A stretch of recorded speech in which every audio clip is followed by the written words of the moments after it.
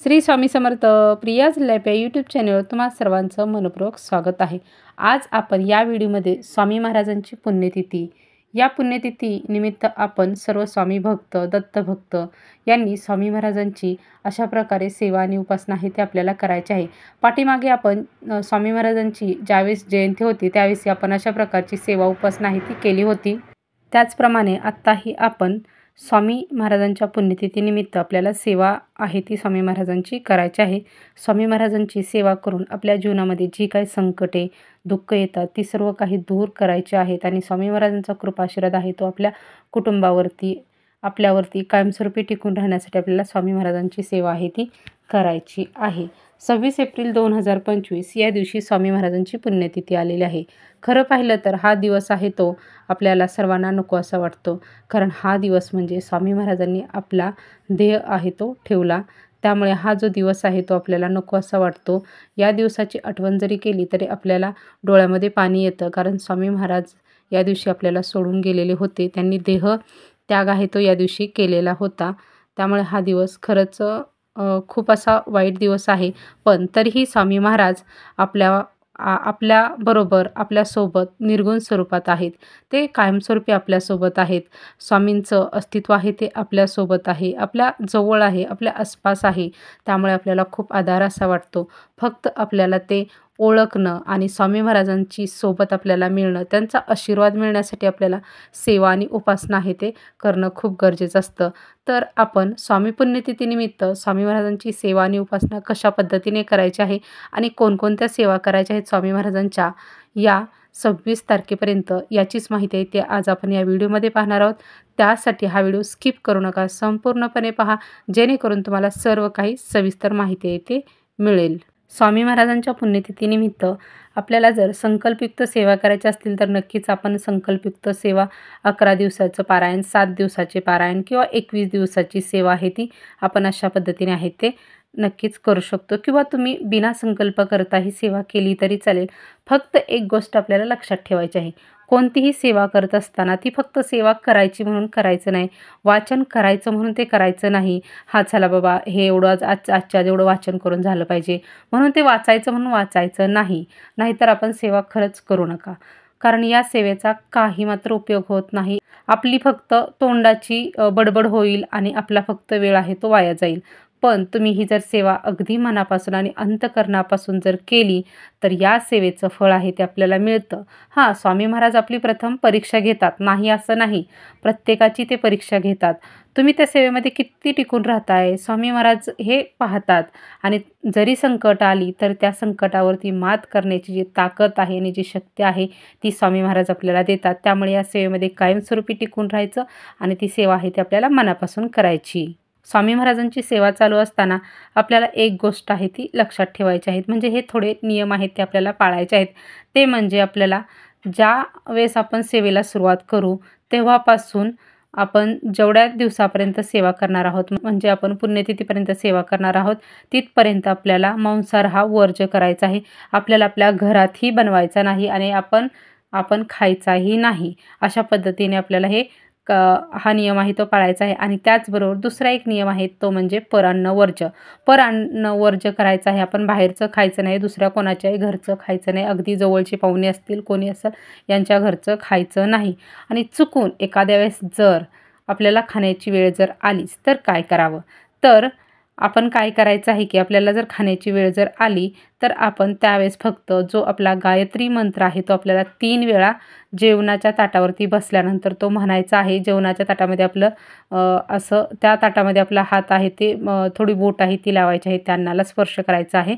आणि जो गायत्री मंत्र आहे ओम तत्सवितुर्वरेण्यं भर्गो देवस्य धीमहि धियो यो न प्रचोदयात्, हा जो मंत्र आहे तो आपल्याला 3 वेळा आहे तो मनातली मनात म्हणायचा आहे. आपण इतर सर्वांसोबत असणार आहोत त्यावेळेस त्यामुळे आपण मोठ्याने आहे ते म्हणू शकत नाही, आपण मनातले मनात म्हटलं तरी चालतं. याने अन्नाचं शुद्धीकरण होतं आणि त्या पासून आपल्याला कोणत्याही प्रकारचे विकार म्हणजे वाईट विचार जे असतात, जे निगेटिव्हिटी आहे ते आपल्यामध्ये येत नाही, ती सर्व काही निघून जाते. तर हे तुम्ही अशा पद्धतीने नक्कीच करू शकता. आता आपण सेवा काय करायची आणि कशा पद्धतीने करायची याची माहिती आहे ती पाहूया. आपण स्वामी चरित्र सारामृत जे आपलं स्वामी महाराजांचं जे चरित्र आहे याचं जे पारायण आहे ते आपल्याला करायचं आहे. आता पारायण करत असताना आपण कशा पद्धतीने करायचं आहे, तुम्हाला जशा पद्धतीने सोपं वाटेल किंवा योग्य वाटेल तशा पद्धतीने तुम्ही करा. सेवेला सुरुवात तुम्ही किती सेवा करणार आहात, कशी सेवा करणार आहात यानुसार तुम्ही ठरवू शकता. अगदी आजपासूनही तुम्ही सेवेला सुरुवात केली तरीही चालू शकते. तुम्ही रोज 1 ते 3 अध्याय आहेत याचं पठण आहे ते करू शकता. म्हणजे तुमचं 7 दिवसामध्ये एक पारायण आहे ते कंप्लीट होईल. एक पारायण म्हणजे किती? 1 ते 21 अध्याय असं आपलं एक पारायण होतं. असं तुमचं 1 ते 3 जर केलं तर 7 दिवसामध्ये एक पारायण होईल. रोज तुम्ही 7 अध्यायाचं पठण केलं तर तुमचं 3 दिवसाचं एक पारायण होईल. रोज तुम्ही 1 अध्याय पठण केला तर तुमचं 21 दिवसामध्ये एकच पारायण आहे ते पठण होईल. किंवा जरी तुम्ही असं केलं म्हणजे तुमच्या वेळेनुसार तुम्हाला वेळ असेल तर रोज तुम्ही 1 ते 21 अध्यायाचं पठण केलं तर तुम्ही 21 दिवसाचं, 7 दिवसाचं किंवा 11 दिवसाचं असं पारायण आहे ते करू शकता. आता तुमची इच्छा आहे, तुम्हाला कशा पद्धतीने सेवा करायची आहे त्या पद्धतीने तुम्ही ही सेवा आहे ती करायची आहे. फक्त सेवा अंतःकरणापासून मनापासून करा. यानंतर दुसरी सेवा म्हणजे तारक मंत्र. तारक मंत्राचं पठण आहे. ही सेवा तुम्ही करू शकता. तुम्हाला नाही पारायण करणं शक्य झालं तर नुसती तारक मंत्राची करायची असेल तर तीही करू शकता. रोज 11 वेळा म्हणायचं आहे किंवा तुम्ही 3 वेळा म्हटलं तरी चालेल किंवा तुम्हाला जेवढं शक्य होईल तेवढ्या वेळा तुम्ही नक्कीच म्हणण्याचा आहे ते प्रयत्न करा. त्याचबरोबर तारक मंत्राचं तीर्थ तयार हे म्हणजे कशा पद्धतीने करतात आणि त्याचं ते तीर्थ कशा पद्धतीने केलं जातं याचा व्हिडिओ आहे तो मी लवकरच तुमच्यासाठी नक्कीच घेऊन येईल आणि त्यानुसार तुम्ही ते करू शकता. का तर याची माहिती खूप मोठी आहे त्यामुळे त्याचा एक मी सेपरेट व्हिडिओ नक्कीच बनवेन. आपण ते कशा पद्धतीने करायचं असतं. कारण या तारक मंत्राचं जे तीर्थ आहे त्यामध्ये खूप ताकद असते आणि त्यापासून खूप गोष्टी आहेत. म्हणजे खूप आपल्या जीवनात असणाऱ्या अडचणी असतील किंवा आजारपण असेल अशा बऱ्याचशाच गोष्टी आहेत त्या निघून जातात.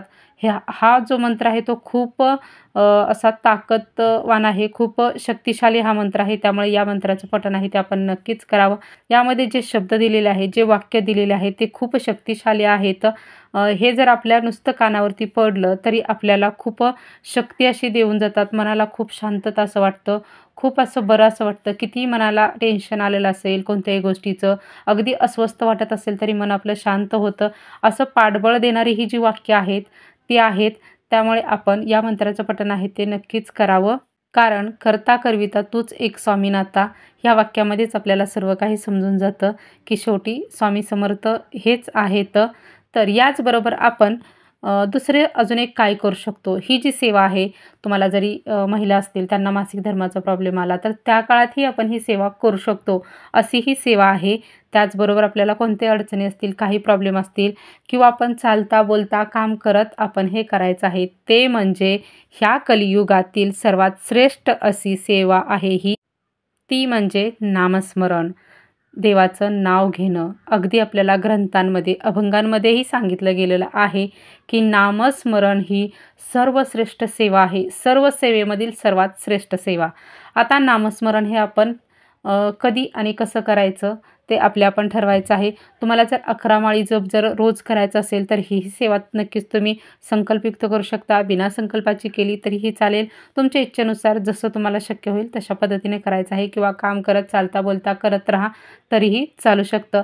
फक्त आपण करत असताना मनापासून ह्या सेवा करा. एवढंच मला तुम्हाला सांगायचं आहे की मनापासून कोणतीही जर सेवा केली तर त्याचं फळ आहे ते आपल्याला जलद गतीने लवकरात लवकर मिळतं आणि स्वामींपर्यंत ही सेवा आहे ती लवकरात लवकर पोचते. त्यासाठी आपण करताना थोडी सेवा करा.